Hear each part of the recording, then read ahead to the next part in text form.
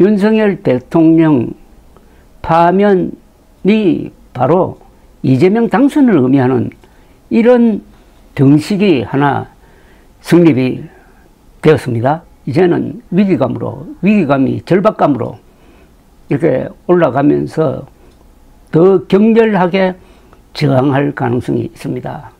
당내에서 이제는 후보 교체론이 나오기가 힘들 겁니다. 항소심 재판에서 이재명 민주당 대표에게 무죄가 선고되었습니다. 검찰이 기소한 혐의 전부를 다 무죄로 판단했습니다. 일단 이재명 대표는 사법 리스크에서 다른 여러 사건이 있지만 일단은 숨을 돌리게 되었습니다. 만약 조기 대선이 있다면은 이재명 민주당 대표의 당선을 막기가 어려운 형편이 되었습니다. 자, 그러면은 헌법재판소는 또 어떻게 되느냐입니다. 헌법재판소에서 윤석열 대통령 파면을 결정을 하면은 바로 조기 대선이 이루어지고 사법 리스크에서 일단 벗어난 이재명 대표가 후보로 확정되고 당선될 가능성이 높습니다. 즉 윤석열 대통령 파면이 바로 이재명 당선을 의미하는 이런 등식이 하나 성립이 되었습니다. 그러면은 이재명 세력은 어떻게 나올 것이냐. 지금 이재명 세력, 즉 민주당 또는 범좌파 진영은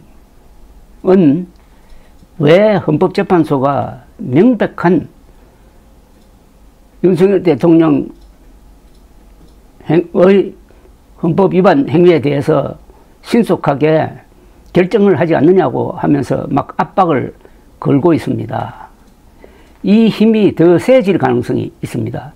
왜냐하면은 이제 헌법재판소가 파면 결정만 하면은 이재명 대통령 당선 확실하다 하는 생각을 하고 있으므로 이제는 총력을 다해서 헌법재판소로부터 파면 결정을 이끌어내려고 아마 온 힘을 다할 것입니다. 그러면은 윤석열 세력은 거기에 또 어떻게 대응할 거냐. 윤석열 세력은 위기감을 느끼겠죠. 또는 당혹감도 느낄 거라고 생각합니다. 무죄 선고가 나오기를 예상했던 사람은 그렇게 많지 않았을 것으로 보입니다. 그리고 허를 찔렸습니다. 그러면은 당혹감에서 이제는 위기감이 절박감으로 이렇게 올라가면서 더 격렬하게 저항할 가능성이 있습니다.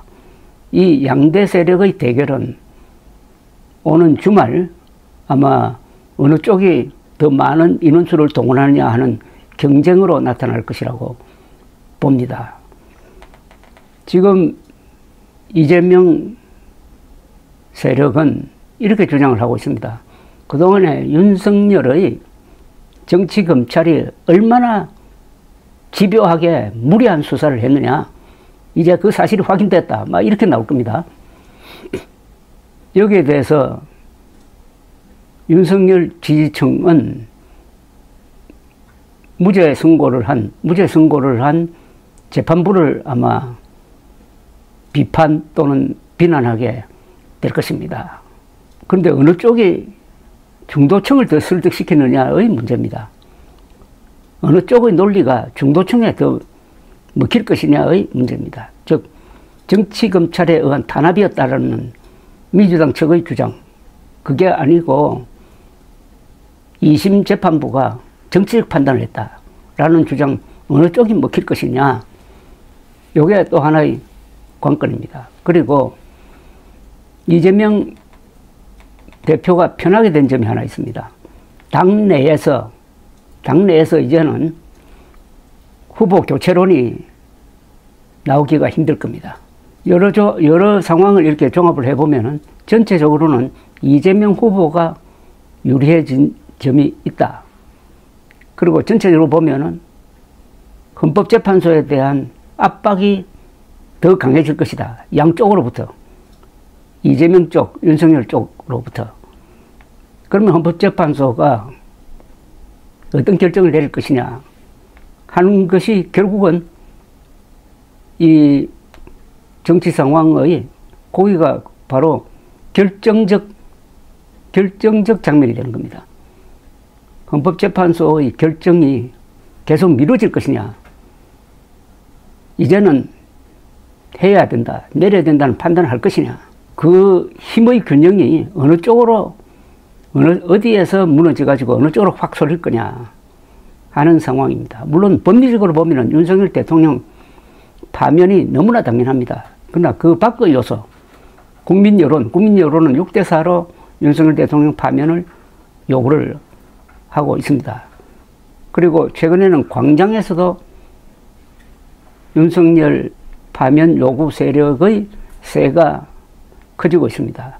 여기에 오늘의 이재명 무죄가 어느 쪽으로 균형이 기울도록 만들었느냐 하는 것은 며칠 더 지켜봐야 될 것이라고 생각합니다.